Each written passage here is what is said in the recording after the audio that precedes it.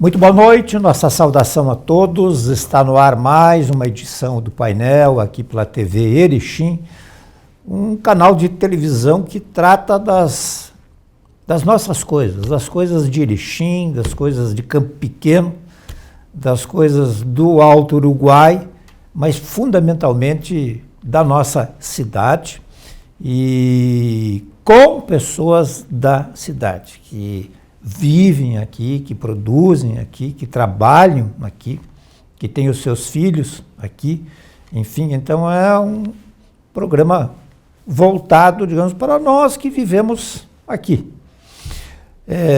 O que também não impede que as pessoas de fora ou de outros lugares consumam o que a gente produz, né? E até uma maneira, então, de se divulgar o que é feito também, com o perdão da redundância, aqui.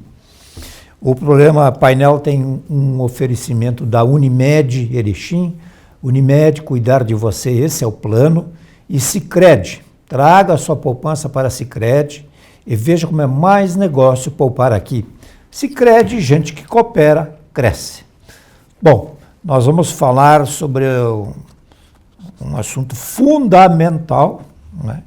Que saúde é importantíssimo, temos falado bastante, mas também existe uma outra coisa, que é a questão da economia, que é da produção, que é do trabalho, da geração de renda, né? E isso é importantíssimo e, para tanto, nós estamos recebendo aqui o empresário Deoclésio Corradi, que é diretor-presidente da muito conhecida empresa Comil, sintetizando aqui, uma fábrica de ônibus. Deoclésio, me permite eu tratá-lo assim hoje aqui. Claro. Obrigado por atender o convite e sinta-se à vontade aí, como se estivesse lá na sua empresa. Boa noite. Boa noite, hoje. Muito obrigado pelo convite. É sempre um prazer estar contigo aqui, trocando ideias, comentando sobre a nossa cidade. Aqueles que estão nos assistindo, muito boa noite e muita saúde. Nesse momento é importante. À sua disposição hoje. Bom, como é que o senhor tem enfrentado esses meses já de pandemia e se enquadrou dentro do padrão aquele de proteção total, de resguardo, ou como é que está? Foi uma coisa assim, no início, acho que foi mais assustador aquele impacto da parada, sabe? Parecia assim que você não podia sair de casa para coisa nenhuma, que era essa a recomendação. Mas com o tempo foi se acostumando com o novo normal, como o pessoal diz. E na empresa foi um baque muito forte, muito forte. Nós vimos num período excelente. Nós estávamos com muitas encomendas, a gente estava já contratando pessoas. Nós tínhamos aí já do início do ano 130 pessoas contratadas, mais ou menos, para fazer frente a essas encomendas. E de uma hora para outra parou tudo. Uhum. Né? Nós tivemos, para você ter uma ideia, em torno de 200 cancelamentos. São 200 ônibus a menos que poderiam ter sido produzidos. De diferentes pontos do país. País e exterior também, porque lá fora ficou igual, não se exportou mais nada. Né? Uhum. Começamos com férias coletivas, já de imediato, para ver como é que as coisas iriam se portar, como é que o mercado iria se portar. Depois aproveitamos todas as novas normas do mercado que o governo permitiu que se fizesse, né?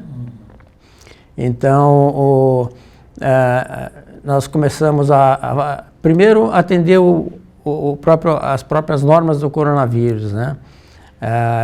Fizemos 2 turnos para distanciar as pessoas. Nós tínhamos um turno só, acabamos fazendo 2 turnos, então metade fica no período diurno, a outra metade no noturno. Então distanciou, diminuiu o número de pessoas naquele momento na fábrica. Isso era uma exigência ou foi uma tomada... Não, é uma exigência que precisa de ter distanciamento entre as pessoas, né? Então, foi a forma que vocês encontraram de... Sim, e isso em termos de produção. Mas teve, assim, ações que foram tomadas são inúmeras, né? De refeitório, distanciamento no refeitório, metade da lotação do ônibus para trazer e levar o pessoal, desinfectar toda a fábrica continuamente, na área de lazer, mais distanciamento, na hora de entrada e saída, as máscaras, todo mundo de máscara. Nós usamos quatro tipos de máscaras, com cores diferentes. A cada meio-dia a pessoa tem que trocar a máscara, né? Então, pelas cores, a gente sabe que nos dias par tinha que ser tal e tal cor, no dia ímpar, tal e tal cor. Então, toda a fábrica usava a mesma cor de máscara naquele meio-dia, então era fácil de identificar que a pessoa... as pessoas ganham a máscara, mas lavam em casa e trazem a limpa no dia seguinte. Né?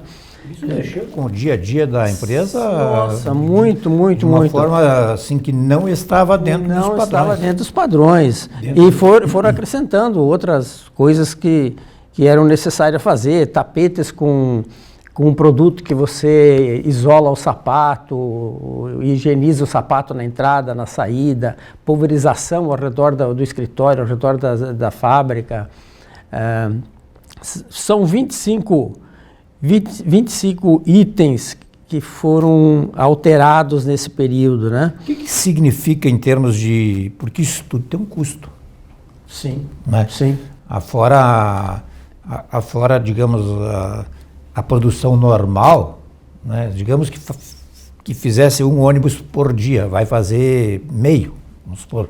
Mas acrescentar isso aí, tudo é custo, tudo mas é o momento, não tem saída, você não pode... Você vê, nós tivemos... Hoje nós estamos com uma pessoa só aguardando o resultado do coronavírus. Nesse período inteiro, nesses 3 meses que se passaram, nós tivemos 12 casos em pontos isolados da fábrica, escritório, que todos já passaram bem, saíram bem e estão de volta. Separamos os de risco, pessoa de mais de idade, qualquer pessoa de risco foi deixada em casa, né? E a campanha massiva, né, de conscientização dos funcionários, a CIPAT, que é a Semana Interna de Prevenção de Acidente de Trabalho também, que era feito em palestras, foi tudo colocado isso pela internet, pelo celular, né? Então, as mensagens, os médicos davam as mensagens, foi criada uma gincana, mas tudo pelo celular. O cara recebia a pergunta, mandava a resposta, foi feito premiação para o grupo que se destacou mais. Na hora de intervalo, na hora do refeitório, você recebia mensagens pela televisão, né? Então isso foi criado uma série de... A empresa continua fazendo testes assim, não? Sim. A testagem? A pessoa chega, a orientação é a seguinte: você chegou com dor de cabeça, ou sentiu febre em casa, ou sentiu alguma coisa com as características do coronavírus, primeiro passo é ir para o ambulatório. Aí os médicos analisam, vê realmente o que é, se é uma gripe, ou se não é, ou se tem dúvida, fica em casa, faz teste e aguarda até que tenha uma... A empresa tem os seus próprios médicos? Tem 2 médicos que intercalam sempre, constantemente, independente de coronavírus ou não, né? Tem um ambulatório, tem enfermeiras, tudo. Sim, porque comparando com um jogo de futebol aí, tu não pode entrar em campo sem passar pela testagem e tal, né? Imagina numa empresa. Sim, foi tomado todos os cuidados, tivemos várias visitas dos órgãos competentes que fiscalizam isso, né, para nos orientar, sempre alguma coisa que estivesse faltando.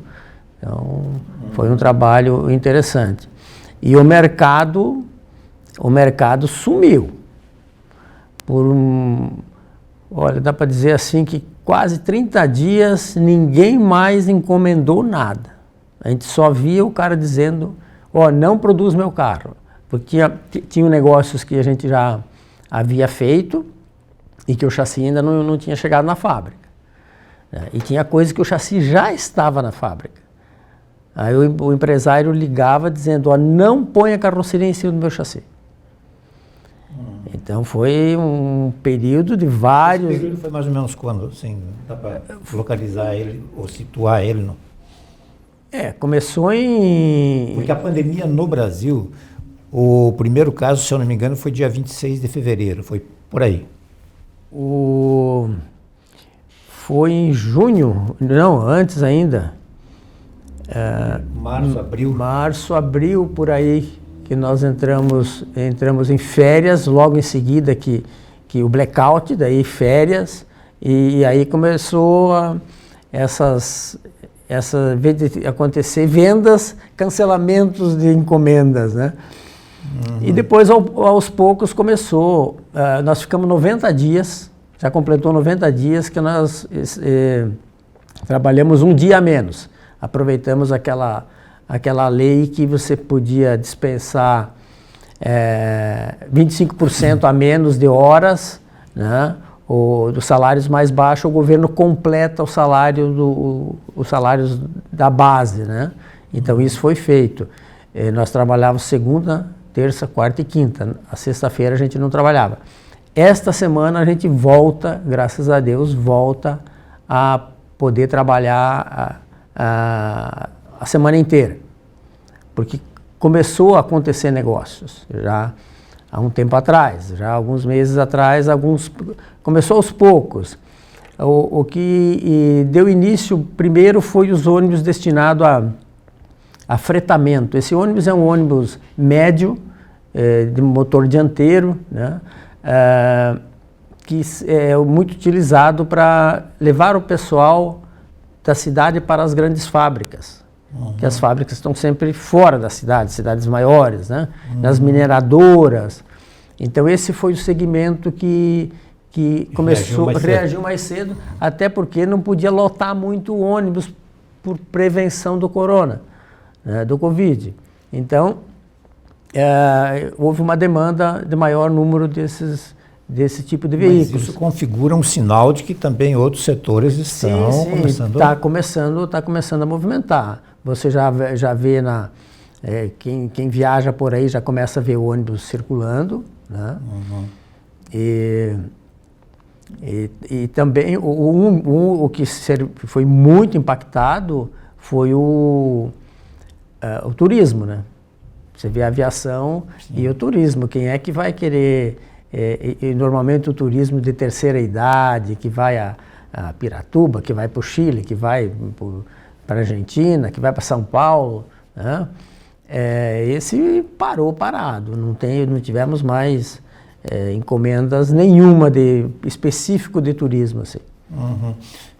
Para quem, eu que não viajo para fora, mas enfim, a gente via que era um ônibus atrás do outro, saía 2, 3, vinha 4, 5. Né? Sim. Especialmente com a terceira idade. E havia havia e ainda tem até hoje,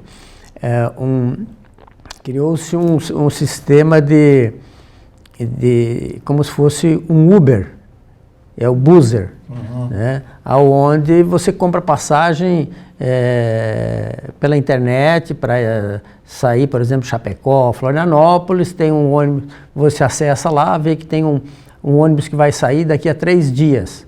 Aí você compra a tua passagem. Né? E isso criou uma concorrência muito grande com as empresas estabelecidas. Né? Maria Clécia, essa retomada, digamos,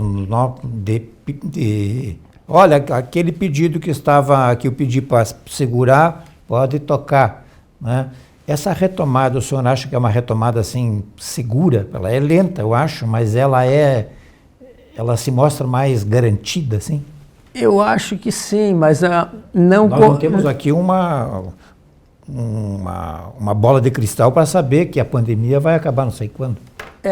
Mas eu acho que o pessoal está começando a se movimentar. A gente já tem mais encomendas, está começando a ter mais encomendas. O fato que a gente já vai trabalhar a semana inteira. Espero que isso se sustente. Pode ter algum impacto que a gente não está prevendo, né?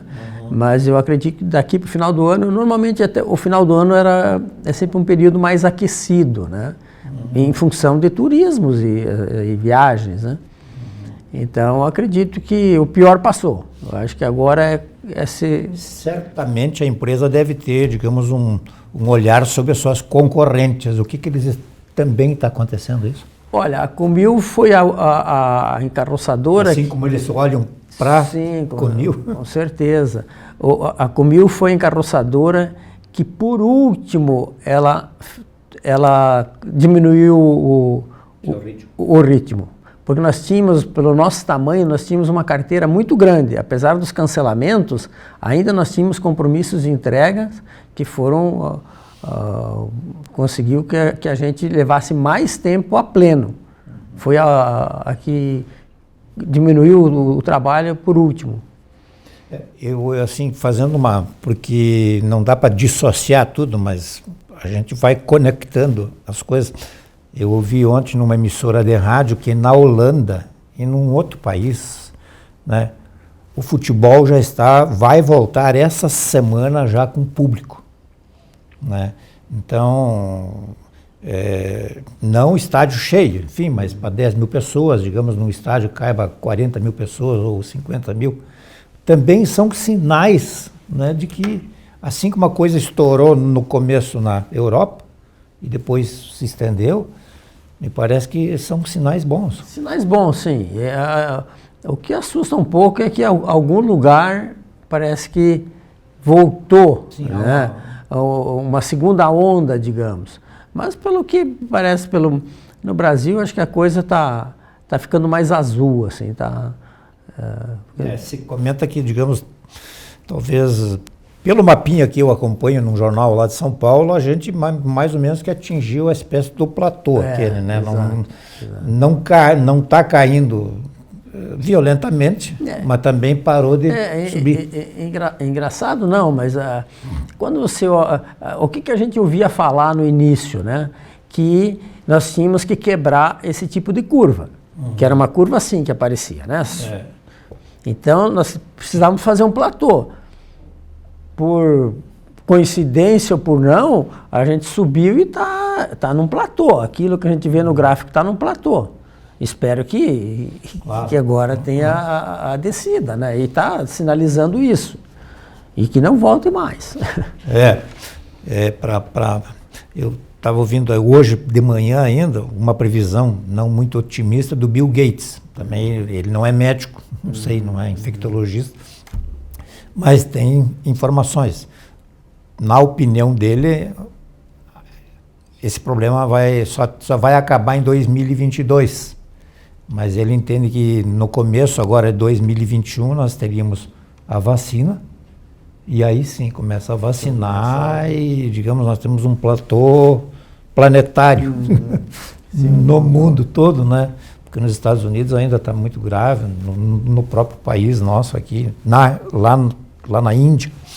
Mas, enfim, depois do intervalo, nós vamos recordar um pouquinho dos problemas que a Comil sofreu lá por 2016 e como é que se deu essa retomada aí, ela agora que retoma e tem um novo desafio pela frente, que esse era totalmente imprevisível. Nós estamos conversando hoje aqui com o Deoclésio Corradi, que é diretor-presidente da Comil. Nós já voltamos.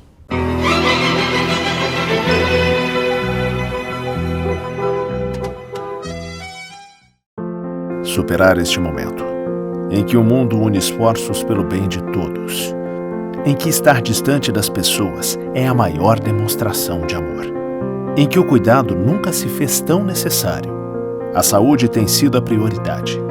Para nós, ela sempre foi. Somos uma cooperativa de médicos e nos unimos porque temos comprometimento com a vida. Eu busco usar sempre a empatia. Eu me sinto bem, né, em poder ajudar, em saber que a cada dia eu dou o meu melhor. Para mim é mais do que um trabalho, é um propósito, uma missão. Nossa relação com os pacientes, né, sempre foi de doação e esse momento mais ainda. Ela segurou na nossa mão e aí ela falou: eu achava que eu estava sozinha, mas vocês estavam comigo. Então isso foi muito importante para a equipe, né, saber que ela entendeu esse acolhimento. Quando a gente fala assim, ó, o senhor está de alta, ele vibra de uma forma que não tem explicação.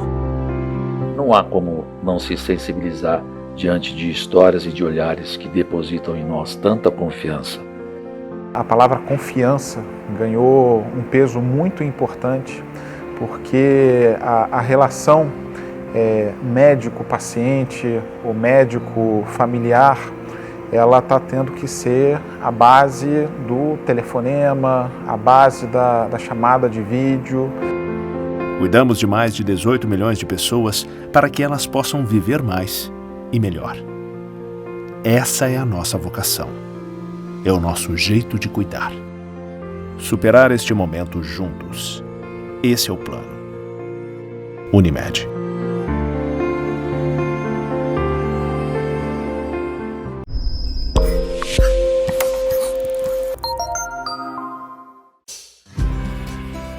Qual o tamanho dos seus sonhos? Eles precisam de um espaço maior para que possam crescer ainda mais? Ou, quem sabe, eles precisam de um novo ambiente para se desenvolver? Já sei, chegou a tão esperada hora de dividir esse sonho com alguém. Ou então, seus sonhos precisam de um cantinho confortável para recarregar as energias. Para todas essas opções, a Sicredi Unestados é a parceira certa para realizar. Através do nosso crédito imobiliário, queremos ver os seus sonhos ganhando forma. Forma de lar.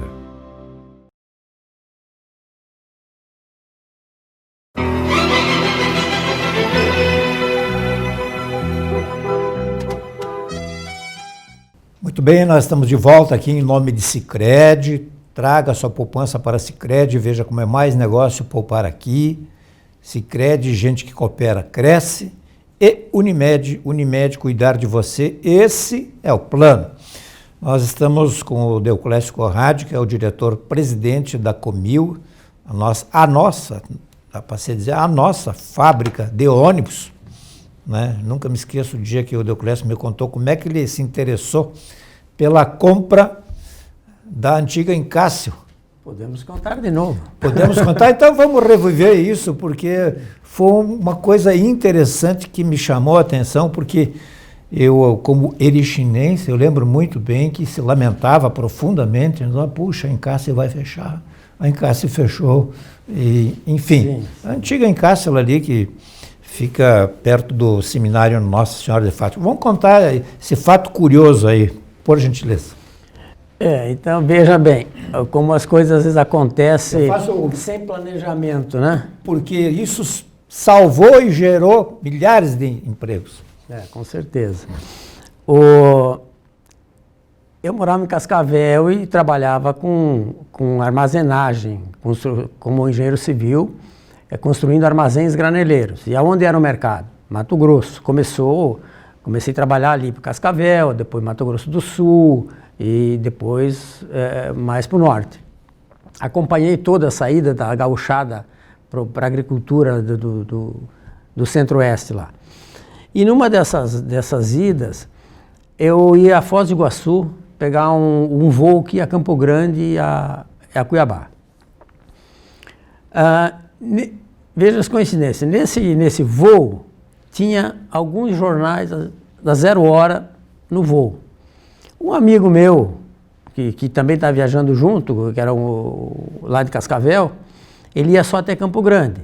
E ele estava leu o jornal e levou o jornal, desceu em Campo Grande com o jornal. Terminou de ler lá, esperando a conexão. Ele falou assim, dá uma olhada, você que mexe com ferro aí, tem um negócio em Erechim aí que pode te interessar. Eu olhei aquilo lá, uma fábrica de ônibus, tinha um valor mínimo ali. Cheguei em Cuiabá, liguei para o meu sócio, que é o Mascarello, e digo, olha, eu vi no jornal uma coisa interessante lá em Erechim, mas é logo para daqui, eu acho que era uma semana depois o leilão. Ou eu vou descer, vou voltar de Cuiabá mais cedo e vamos descer para Erechim, vamos dar uma olhada. Então, nesse meio tempo, ele fez um contato com o prefeito daqui, que era... Jaime Lago. Jaime Lago, isso. Fez um contato dizendo que ia vir para cá para ver e coisa assim. E viemos para cá um dia antes do leilão e vamos participar do leilão. A gente tinha uma referência de valores, aquela época era bilhões, né? Bilhões naquela época, que eu nem sei que conversão poderia se fazer para hoje.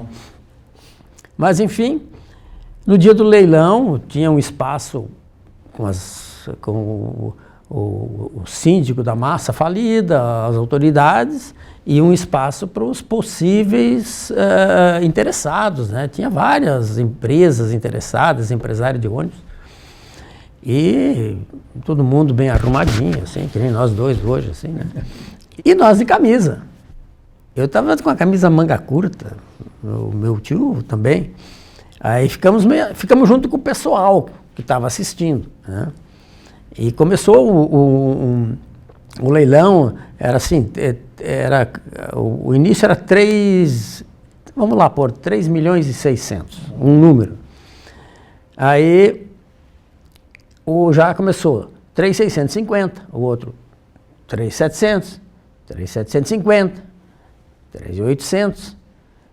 Aí falei pro meu tio, não lembro quem que deu a ideia, cara, vamos dar um lance logo porque esse troço vai subir muito e nós vamos passar vergonha.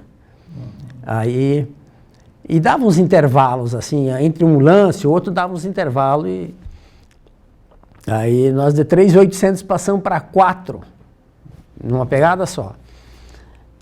Deu bagunça, né? Lógico. Quem foi que gritou? Porque não foi ninguém do pessoal que estava engravatado ali. Aí nós nos apresentamos, daí dissemos de onde é que nós éramos, o que nós tínhamos, tá? E continuou, mas o juiz batia lá, dou-lhe uma e dou-lhe duas, e o pessoal pedia um tempo para conversar, porque tinha uns acordos entre eles, parece que tinha algumas empresas que queriam comprar em sociedade, tá? Então eles pediam um tempo para se organizar, pensar ou ligar para ver se podiam dar um lance melhor. E no intervalo desses nós chegamos na pessoa, não sei se era o juiz ou se era o síndico, acho que era o síndico que coordena e pedimos, dá para dar, porque era em 5 parcelas, né? Aí dá para dar um lance em uma parcela a mais ou 2 parcelas a mais? Olha, primeiro você tem que cobrir o lance das 5 parcelas. Daí para frente, tudo que você puder dar a mais, é a mais. Sempre é bom. Então, o que aconteceu? Nós pegamos e cobrimos com 10 mil o valor do último grito e sugerimos uma parcela de mais 100, 60 dias após o pagamento dessas primeiras parcelas. Ninguém estava preparado para isso. E aí o pessoal questionou e o leiloeiro já tinha dado uma, e aí o pessoal perdeu o foco do leiloeiro e ficaram, pode, não pode. Dou-lhe 2, o leiloeiro chamou a atenção, o pessoal não sabia o que fazer, o leiloeiro bateu o martelo, acabou. A partir daí, isso era 85, outubro de 85, início de 86, viemos para cá, aí veio o Dairto, veio a Dionis, o Dairto já estava formado, a Dionis estava se formando, ou estava formada também, não lembro direito. Veio para cá. Começaram a trabalhar ali no centro? Na 7, começamos ali. Ainda ali. Começamos a fazer aqueles carros que ficaram semi-acabados, aí tinha alguma coisa ainda. Contratamos o pessoal que já sabia fazer ônibus. Vocês já trabalhavam com ônibus lá? Não, nunca tínhamos passado, nem visto como é que faz um ônibus. E aí o pessoal daqui sabia, né? Então começamos aí a trazer o pessoal de volta, muita gente já tinha ido embora, e começamos aos poucos aí, depois fomos transferindo lá para o distrito. Bom, a empresa sofreu um baque, um problema, enfim, lá por 2016, me corrija se é esse o período, 2016, não? Vamos passar um pouquinho aí, entrou em recuperação judicial, vamos dar uma passada nisso para a gente depois emergir novamente desse mergulho aí, como é que a empresa conseguiu respirar novamente e hoje nada de braçada, dá para se dizer, não fosse o corona. Veja bem, em 2011 nós produzimos, chegamos a produzir 4.100 ônibus, em 2011. Quando foi 2016, nós produzimos 1.200 só. O mercado deu uma caída de quase 70%, né? Porque eram incentivos, tinha muito financiamento para compra de ônibus, o pessoal comprou bem, o Brasil estava crescendo e de uma hora para outra as coisas pararam, não tinha mais financiamento, não tinha mais nada, o PIB caindo, crise no país. E não teve outra alternativa. Nós com esse volume de produção, nós inventamos de fazer achamos num planejamento estratégico que foi feito, que nós poderíamos fazer uma fábrica de ônibus para o ônibus urbano mais próximo das montadoras. E foi o que fizemos. Nós fomos a Lorena, entre São Paulo, Rio, e ali é caminho para Minas, e as montadoras, uma é São Paulo e a outra é no Rio de Janeiro. Ficamos no meio, muito próximo das montadoras, então economizava o frete do chassi vir até aqui e voltar para lá. E era um período que tinha, isso em 2011, aí, quando a gente estava muito aquecido, bem aquecido, né? Então parecia que fazia sentido, e eu acho que fazia sentido, sim. Mas a gente estava com uma gestão, eu acho que um pouco, assim, até por aprendizado do empresário. A gente vê falar muito da empresa familiar, não, a empresa familiar cansa, daqui a pouco não existe mais, então precisa profissionalizar a empresa. Então não tem uma verdade absoluta nisso.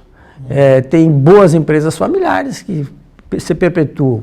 E tem empresas que se profissionalizam e também tem um plus, né, de desenvolvimento. E o nosso caso não deu certo. Fizemos a profissionalização, trouxemos consultores, conselheiros, fizemos um conselho independente, que tinha a família no conselho, mais duas pessoas já bem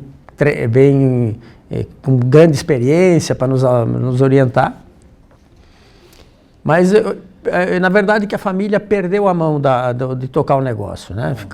A gente ficou mais, no primeiro momento parecia que era o melhor dos mundos, você fica um pouco na retaguarda, você não precisa estar naquele dia a dia, mas em contrapartida, à medida que foi indo, você vai perdendo o contato com as pessoas da tua empresa, vai perdendo o que deu isso?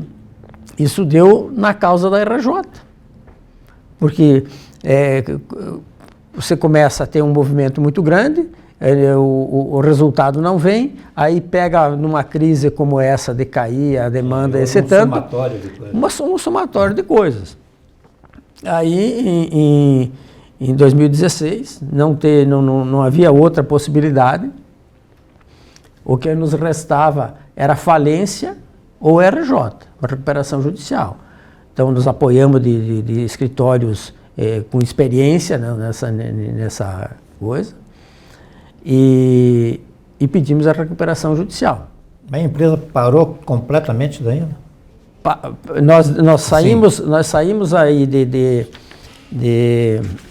2000, nós saímos de 1.814 pessoas, funcionários que nós tínhamos em agosto de 2016, e ficamos com 980.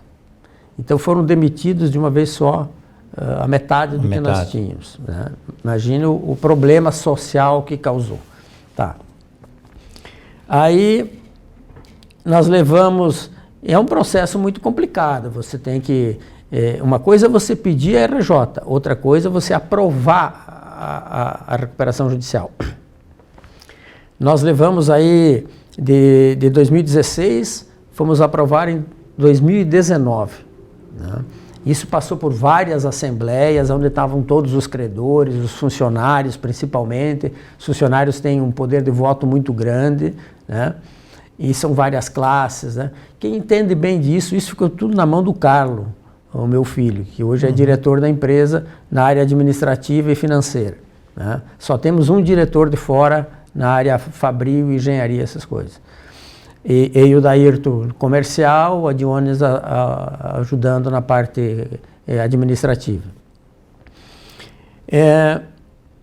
Nesse período, precisou fazer várias assembleias para chegar num acordo, porque tem que, para aprovar uma recuperação, tem que todas as classes concordar com esse acordo que a gente está se propondo a fazer. E o que tinha que fazer? Tinha que fazer assim, bom, nós estamos com uma produção, no ano foram 1.200 carros. Para quem já tinha feito 4.000, veja que tamanho a gente ficou. Agora, para pagar essa conta, que era em torno de 400 milhões, de todas as coisas pendentes a vencer e vencidas, né?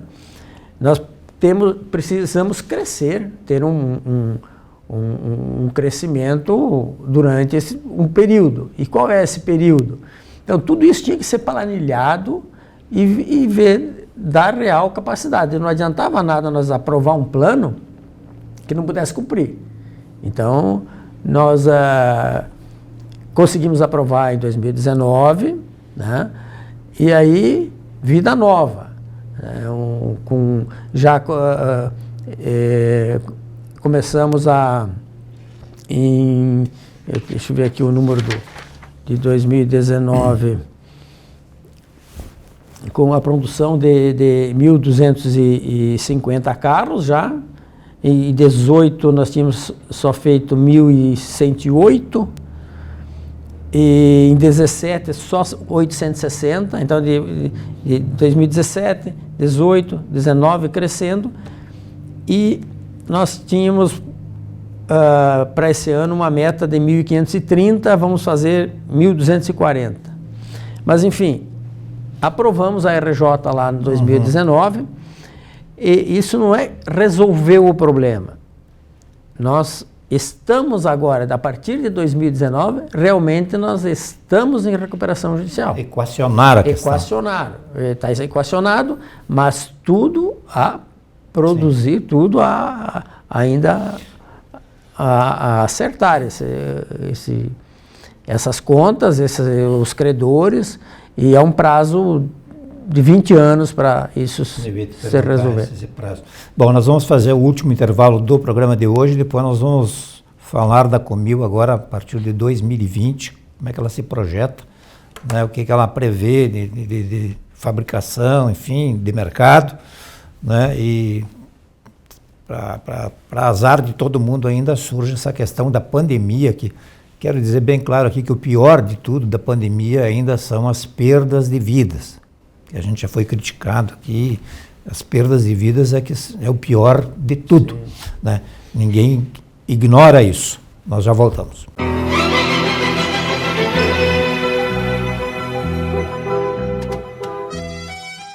Seja lá o que você quer vender ou comprar, Sicredi Conecta é uma vitrine virtual exclusiva para os associados do Sicredi. O aplicativo é fácil de usar e não tem taxa para comprar ou vender. Aqui você encontra serviços e produtos novos e usados.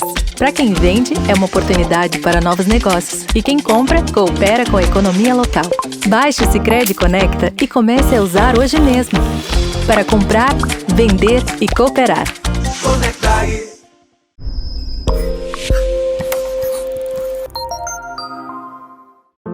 Superar este momento, em que o mundo une esforços pelo bem de todos, em que estar distante das pessoas é a maior demonstração de amor, em que o cuidado nunca se fez tão necessário. A saúde tem sido a prioridade. Para nós, ela sempre foi. Somos uma cooperativa de médicos e nos unimos porque temos comprometimento com a vida. Eu busco dar sempre a empatia. Eu me sinto bem, em poder ajudar, em saber que a cada dia eu dou o meu melhor. Para mim é mais do que um trabalho, é um propósito, uma missão. Nossa relação com os pacientes, né, sempre foi de doação e esse momento mais ainda. Ela segurou na nossa mão e aí ela falou, eu achava que eu estava sozinha, mas vocês estavam comigo. Então isso foi muito importante para a equipe, né, saber que ela entendeu esse acolhimento. Quando a gente fala assim, ó, o senhor está de alta, ele vibra de uma forma que não tem explicação. Não há como não se sensibilizar diante de histórias e de olhares que depositam em nós tanta confiança. A palavra confiança ganhou um peso muito importante porque a relação médico-paciente ou médico-familiar ela está tendo que ser a base do telefonema, a base da chamada de vídeo. Cuidamos de mais de 18 milhões de pessoas para que elas possam viver mais e melhor. Essa é a nossa vocação. É o nosso jeito de cuidar. Superar este momento juntos. Esse é o plano. Unimed.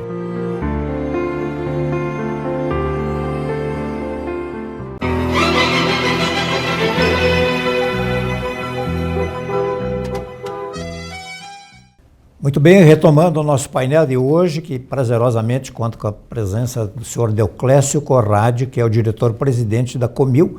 Ele traçou toda uma panorâmica aí sobre os impactos da pandemia, sobre o período de problemas de gestão e de administração do país, que o país todo enfrentou. E agora, enfim, equacionado isso aí, tudo se vislumbra um novo horizonte. Quantos funcionários a empresa tem hoje, mais ou menos assim? Hoje está com 1.200, nós já tivemos no início do ano 1.336. E agora estamos com 1.162. Seriam 300 funcionários, um pouco mais, a mais do que quando sofreu aquele baque. E nesse momento nós tivemos aí, quando aconteceu o problema do Covid, nós já tínhamos contratado dentro desse ano umas 130 pessoas que estavam em experiência. Então, como o mercado sumiu, a primeira atitude foi, tivemos que dispensar essas pessoas, né, que já estavam treinadas, porque você seleciona, põe no setor que vai trabalhar, fica um período ensinando, treinando, né, para depois realmente efetivar. Isso tem um prazo de 90 dias por lei. Então essas pessoas nós achamos conveniente dispensá-los, né. Agora já estamos pedindo àqueles que... É interessante que boa parte dessas pessoas não estão mais desempregadas. Elas estão pedindo para... contratando alguns já, né? E as pessoas já conseguiram emprego. Eu acho assim, se ele chega numa empresa e diz, olha, eu passei 90 dias de experiência na Comil e fui dispensado pela questão do Covid, o cara tem um treinamento, o cara já sai com uma escola, tem uma qualificação, né? Enfim. Então hoje o nosso número é 1.336 Esse pessoal pode fabricar, assim, se estivesse numa situação de normalidade, pode produzir quantos ônibus? Nós estamos produzindo hoje 5 carros por dia. 5 carros? 5 por dia. Nós produzimos menos nesse período porque trabalhávamos 4 dias. Né? Agora que nós vamos trabalhar 5 dias, vamos produzir 5 carros a mais por semana. Né? É essa conta que a gente vai fazer. Nós tínhamos no orçamento de 2020, que sempre, final de ano, você faz o orçamento para o próximo ano. Quanto você vai vender, quanto você vai gastar, quanto você vai faturar, todas essas coisas. Nós tínhamos um projeto para 1.530, que eu já comentei. O ano passado nós fizemos 1.250 e nós íamos para 1.530.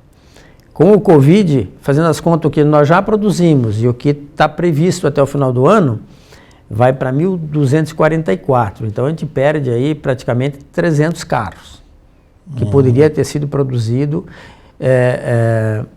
se não tivesse havido o Covid. E ainda assim, esses carros desse ano são carros menores. O ano passado foram feitos muitos carros grandes, né? Os double deck. Em função da pandemia, o que mudou na confecção dos carros? Eu sei que há vários modelos, mas enfim, há inovações também. Sim. Tem diversas inovações que foram feitas para atender o Covid. Mas eu não vi ainda aqui no mercado, porque a compra desses carros diga assim, que atende rodoviárias, ou que atende turismo, praticamente não existiu, muito pouco até agora, para a nossa clientela, para o nosso público, né? Falar só um pouquinho do nosso público. Eu ia lhe perguntar, onde estão os mercados? Qual é o público? O nosso público principal é a empresa familiar, que ela se sente, e a grande maioria das empresas são familiares. Agora, tem empresas que são grandes, onde você não fala com os acionistas, você não fala com o dono, você vai falar com o diretor, vai falar com quem está mandando lá na gestão da empresa nesse momento. Mas a nossa vantagem é que quando o cliente, que é o dono, nos conhece, tem a oportunidade da gente conversar, e daí uma conversa de proprietário de empresa para proprietário de empresa. Fica uma conversa mais franca. Se eu prometo para ele que o carro dele vai ficar pronto em tal data, não é uma promessa do gerente, do supervisor, é uma promessa do presidente da empresa para o presidente da empresa. Sim. Então fica um negócio mais seguro e também mais confiável, sabe? Eles têm uma confiança, não deu certo, os caras ligam para a gente fazer uma revisão, um conserto esporádico, alguma coisa assim. Então esse é o nosso, acho que um ponto forte da Comil, né? Quando o cliente vem nos visitar, entende o que nós estamos fazendo e vê o esforço que a gente tem feito durante a recuperação judicial, durante esse período, né? As montadoras também, as fabricantes de chassi, a gente tem um bom conceito perante eles, né? Nós fizemos ainda, voltando um pouco, quando nós entramos em recuperação, nós procuramos não criar prejuízos maiores, né? A gente foi tirando da fábrica os carros que quase estavam prontos, paramos de pôr carro para dentro da fábrica, porque à medida que você colocar alguma coisa soldada no chassi, é problema, não pode tirar, serve para outra coisa. Então, não causamos problema para os nossos clientes. Quer levar o chassi embora, pode levar, não criamos problema nenhum. E assim que retomamos aqui, porque a gente parou uns dias ali quando entramos em recuperação, naquela semana, né? Aí quando voltamos, já começamos a aprontar os que estavam quase prontos, e aí começa a pôr um carrinho por dia e deu um fluxo que ninguém teve prejuízo com isso. Outra coisa que eu acho que é importante ressaltar, o passivo trabalhista, o passivo trabalhista com os funcionários, nós tínhamos, por lei, você deveria começar a pagar só a partir de 2019, quando se aprova o plano, aí é que você começa a pagar. Mas nós começamos a pagar já em outubro de 2018. Nós pagamos quase 6 milhões antecipado para essas pessoas que nós havíamos dispensado, né? Isso ajudou, né? Então, apesar do acidente, eu acho que a gente fez a coisa o mais honesto, o mais correto possível. Bem, agora o que eu vejo pela frente, né? Isso. Nós temos muitas melhorias internas da fábrica nesse período já do ano passado, esse ano, máquinas novas, robôs de solda, projetos novos nós trouxemos para a fábrica interna, que nós, no período passado, lá nós comprávamos fora, poltronas nós fizemos interno, a espuma da poltrona nós fazemos internamente, tudo que é de plástico pré-moldado, a vácuo, né? Nós aqui trouxemos para dentro da fábrica. Então, voltamos a ter as fibras de vidro também, que é o teto, que é a frente, traseira, boa parte a gente fazia lá fora. Nós trouxemos tudo isso para dentro da fábrica. Né? Isso vinha antes de fora. Antes vinha de fora, porque quando a gente tinha essa produção alta, não cabia dentro mais da fábrica você ter espaço para outras coisas. Então, cada pouco você arrumava um fornecedor. Então, isso tudo foi internalizado, isso dá um resultado melhor financeiramente, né? Menos frete, menos incômodo, você tem a mercadoria mais na tua mão, o domínio da fábrica, né? E a gestão completamente diferente do que era antes.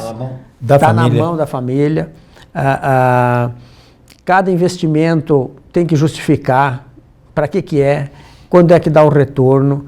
As cobranças, as vendas são muito seguras, né? Precisa estar muito certo se tem financiamento, em que época que vai pagar, o ônibus só sai se tiver pago. Sabe? É uma gestão realmente muito diferente. Isso quem cuida disso tudo é o Carlo, né? Então hoje é uma pessoa da família que cuida, não por ser da família. Por sorte, ele se preparou para isso, não estava previsto isso, mas acabou encaixando numa hora bem importante. E essas novidades, eu acho que você estava me perguntando do coronavírus dentro... 3 minutos ainda. Dentro as novidades no ônibus, né? Então foi feito... separação, cortina separando poltrona, foi feito o ônibus com... Isso já foi feito antes, mas agora que saiu o 2 corredores para ficar assentos separados, né? E muita coisa de lâmpada no banheiro, uma lâmpada especial no banheiro que tira o vírus, tecidos com possibilidade de ser higiênico, de antiviral, ionização do ambiente, ar-condicionado diferente, que já sai no ar, um ar purificado, várias coisas desse sentido, né? Isso veio para ficar? Não acredito que veio para ficar, porque tudo isso encarece o produto. Sim, mas claro. E o empresário lá na outra ponta tem menos passageiro. Então, eu acho que alguma coisa assim pontual, mostrar que se o cliente quiser, existe, mas eu não vi ainda, porque não está a pleno. Se a gente soubesse que o normal vai ser sempre assim, sim, seria uma implantação definitiva. Mas eu acho que é provisória e o cliente, como não está comprando, ele está esperando para ver se na hora da compra ele vai precisar de todos esses componentes ou não. Empresário Deoclésio Corradi, a Comil é uma das esperanças de Erechim, e além de esperança, é uma realidade, né? Todos sofremos juntos quando aconteceu o que aconteceu em 2016. O que o senhor poderia deixar como mensagem, assim, como palavra de otimismo, se é possível isso? Eu creio que sim. né, superados, problemas mais sérios, e digamos que a pandemia também começa a ceder um pouco. Gostaria que o senhor desse uma palavra para as autoridades, para o público em geral, o que se pode esperar da Comil daqui para frente? Eu acredito que nós estamos muito bem posicionados no mercado. Eu acho que temos o controle absoluto do que se está fazendo. O resultado de mês a mês é analisado. Temos projetos bem interessantes para o futuro, né? Tanto de melhoria de processo, que é importante, melhorias de produto, mercados que estamos abrindo, que já eram mercados, de certa forma, que a gente atendia, exterior.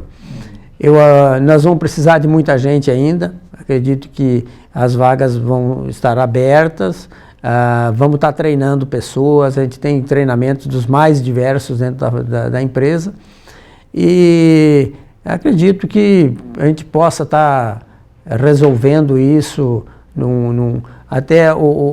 nós temos 2 anos de recuperação que precisamos estar prestando contas. A partir daí já é uma vida nova. Ok, olha, nosso tempo estourou. Muito obrigado, Deoclésio, aqui, esperando e torcendo também, obviamente, para que a conjuntura nacional faça a sua parte. A todos aí de casa também, muito obrigado, boa noite, até uma próxima.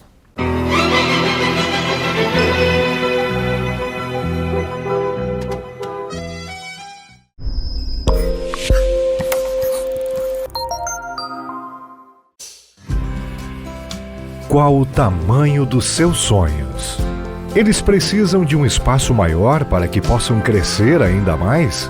Ou, quem sabe, eles precisam de um novo ambiente para se desenvolver? Já sei, chegou a tão esperada hora de dividir esse sonho com alguém. Ou então, seus sonhos precisam de um cantinho confortável para recarregar as energias. Para todas essas opções, a Sicredi Unestados é a parceira certa para realizar. Através do nosso crédito imobiliário, queremos ver os seus sonhos ganhando forma de lar.